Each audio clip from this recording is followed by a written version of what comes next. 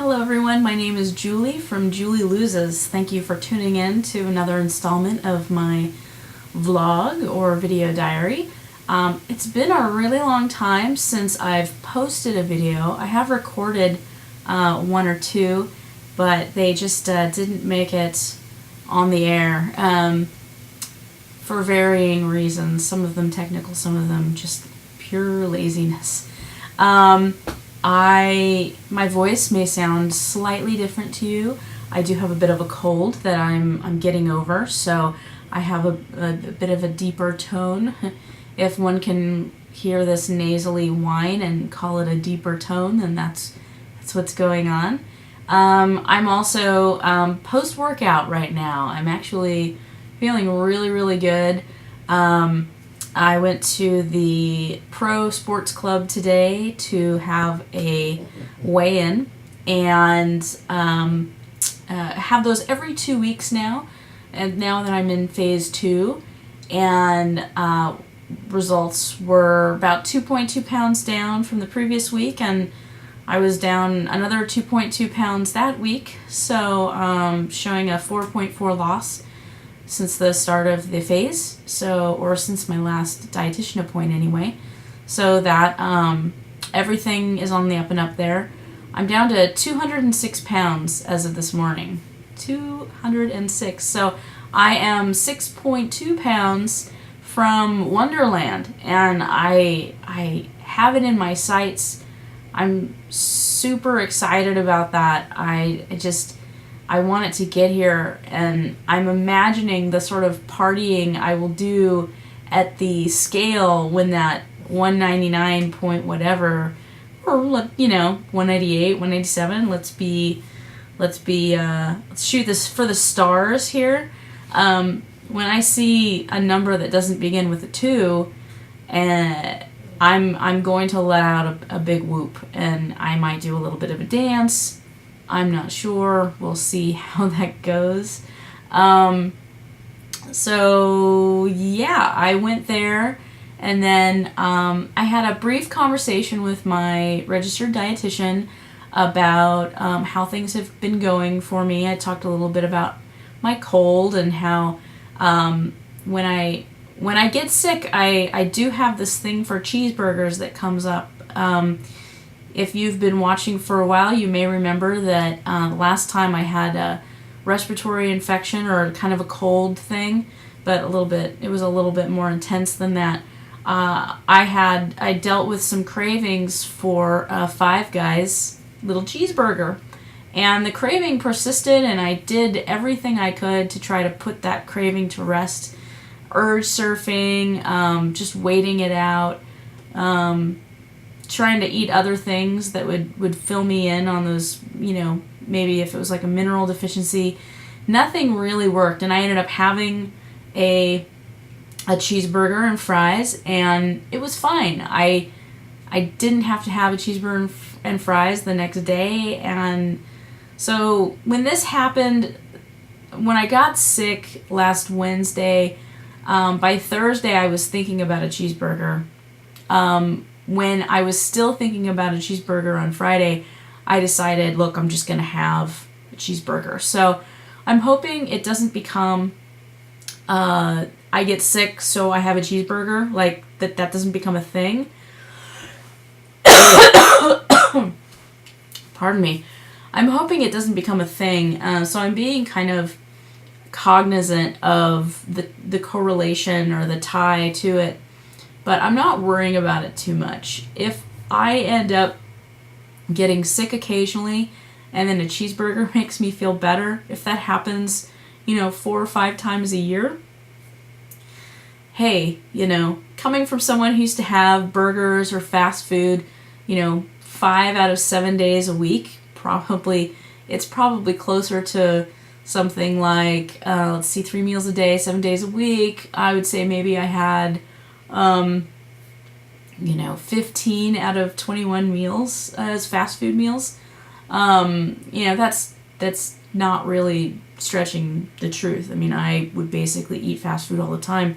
If I can go down to 4 or 5 times per year doing that, I think I can live with that. So Another thing we talked about was, oh my goodness, I'm very sorry. Another thing that we talked about was related to my food intake, was how, and I've actually got a blog post kind of lined up for this, and I still have to put some finishing touches on it, but it's about kind of what I eat, and what I want to talk about a little bit here is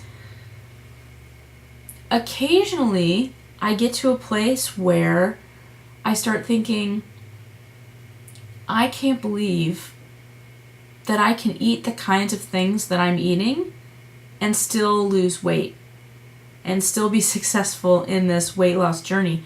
Last night I had made myself, a couple nights ago, I made some crock pot cumin spice pork tenderloin, and it's just shredded pork, and it's so good, and it's cooked in like salsa verde and tomato and just rubbed, heavily with cumin, and it's really good. And I have leftovers and leftovers galore for it. And so last night I took a couple of low carb wraps. I put some fat-free refried beans on each of them. And then I filled those up with the pork, and then added a little bit of 2% shredded cheddar cheese and some fat-free sour cream, and along a little extra salt, salsa verde.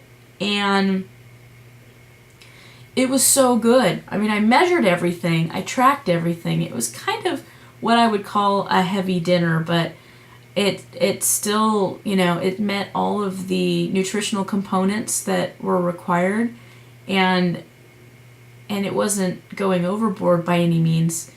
But I was amazed that I took the plate with the 2 soft tacos, let's call them that, and it was so heavy. I was thinking, wow, this is a lot of food.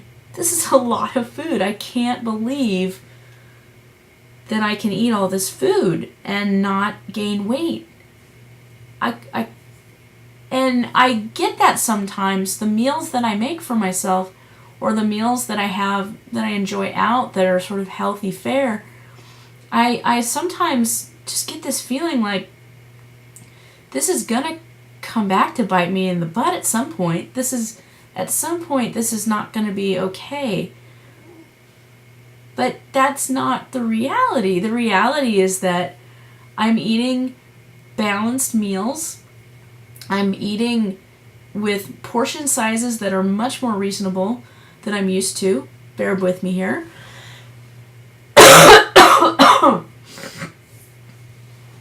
Let me take a drink of water.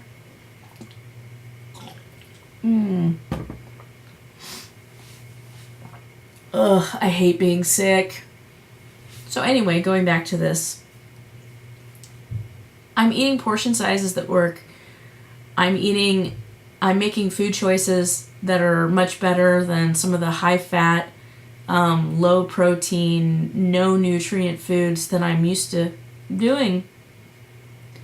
But it's so tasty to me that I have this prejudice in my head that if it's tasty, it must not be good for me.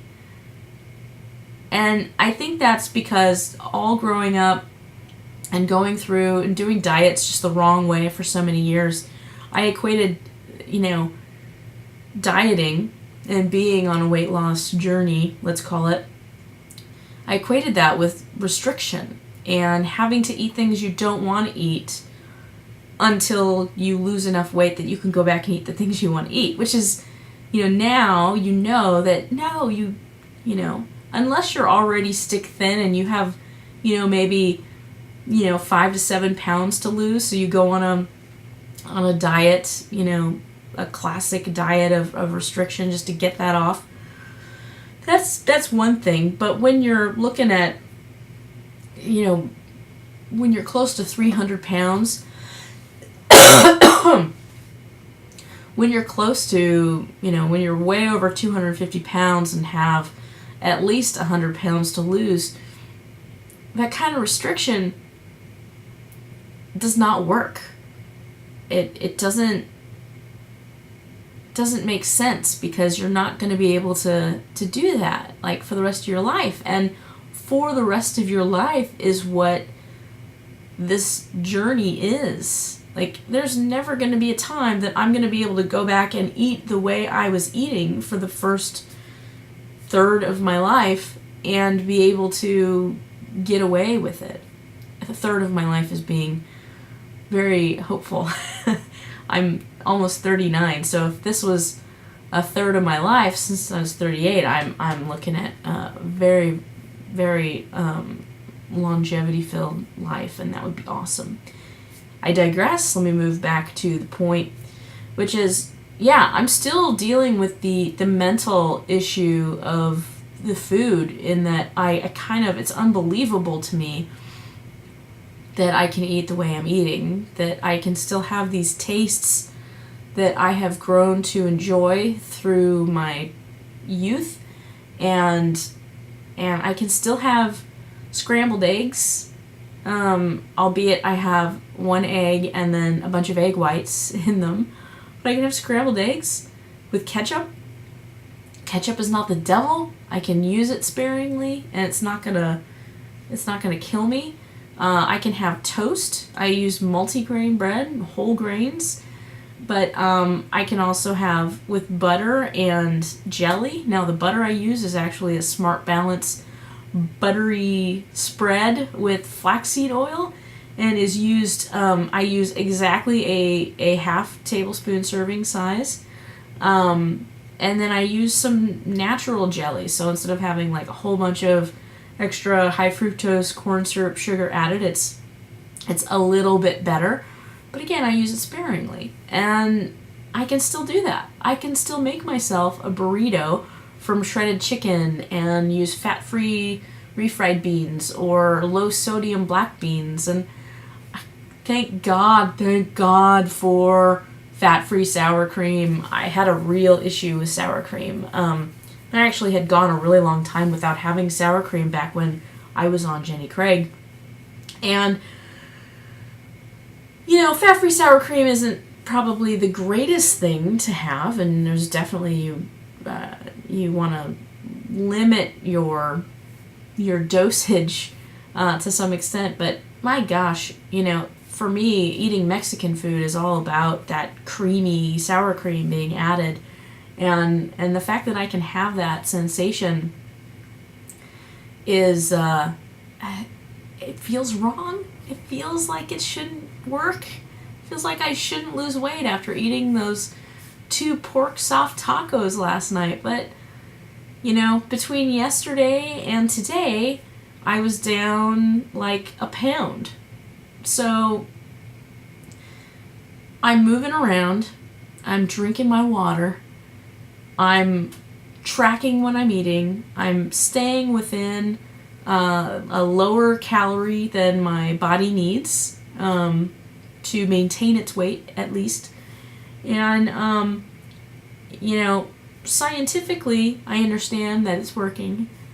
Emotionally, it's still kind of scary. I'm still waiting for the other shoe to drop. Like, okay, when I hit 199, am I gonna not be able to eat these fun foods anymore? I don't know. I don't think I'm ever gonna get low enough that I'm gonna have to worry about that. And, you know, knock on wood that nothing ever happens to me where I have issues that health issues that require me to forego some of these things that I've grown accustomed to having. But, you know, I ate a pizza today. A whole pizza. Now, mind you, it was the 2020 Lifestyles menu chicken vegetable pizza that is made in their bistro, especially for participants of the 2020 program and anyone else who's looking to eat a little healthier. But it's 490 calories, it's like 60 grams of carbs, but it's also got like, something like at least 30 grams of protein. And it's made with fresh vegetables and, you know, part skim mozzarella and whole wheat crust, and it is so good. It's so good. I don't need Papa John's, I don't need Domino's, I don't need Pizza Hut. I can have these things and still get the enjoyment of the tasty foods I like and do it in a healthy,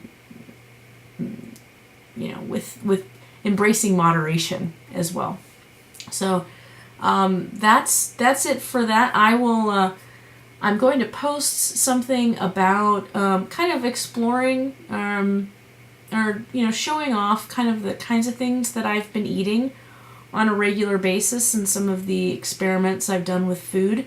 I'm somebody who cooking for me was making macaroni and cheese or rice-a-roni or something like that. Pardon me.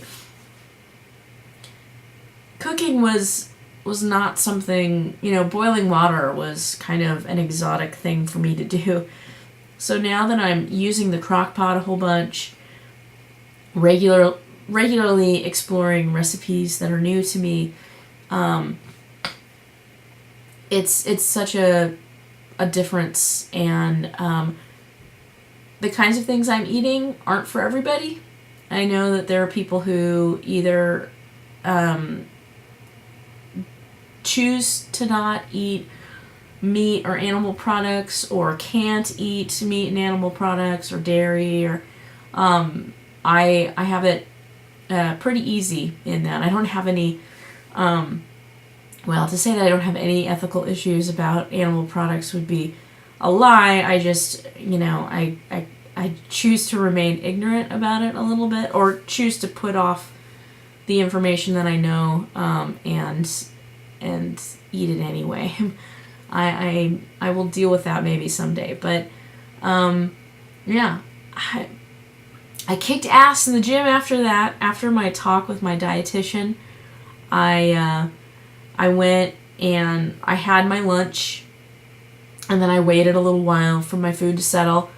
Took a few laps around the gym, just walking, kind of getting into the movement groove. Then got on the adaptive motion trainer, the AMT machine, and did a half hour of intervals. And after that, I was like, I really want to lift. I want to do weights. And so I went and I found these 5 and 10 pound weights over in the stretching area and just did some arm work. My arms are, they're smaller than they were, but they're still pretty big. And there's this thing going on only here. I have a kind audience, I'm pretty sure. My, 1 or 2 people who actually watch these are kind people, I'm sure, and will not berate me for my huge arms. But I like feeling strong in my arms, and so I really wanted to lift, and so I did lifting for about 20 minutes, and I was just still feeling really, really good. I had music playing, and I decided that I wasn't done, and got on the recumbent bike and did some longer intervals on the recumbent bike for a half hour. So I did 60 minutes of cardio today and 20 minutes of lifting, which was, I was just feeling like a superwoman in there. I just did not want to stop, and I love that feeling. I love walking out of the gym and feeling just on fire and in the best way, or all fired up might be a better way to put it. But I'm feeling, now I'm so close to Wonderland, I just want to push that much harder and see how low I can get before this program ends for me. I'm still going to be able to go to the gym, thank goodness. I don't think I'm going to have access to personal training anymore, or this particular registered dietitian I'm seeing, but I will be able to take advantage of nutritional counseling should I need it, and I will have full access to the gym. And I'm starting to make some friends and people who also are putting fitness at the forefront, and connecting with people, and trying to employ a safety nets of sorts to keep myself active. And now that the weather is nicer in Seattle, getting outside a lot more and engaging in activities there. So this whole process is going really well for me, and I'm excited, and I'm hopeful, and I would not be surprised if the next video you see is me having a grandiose celebration of no longer being in the 200s. So let's hope for that. And until next time, you take care.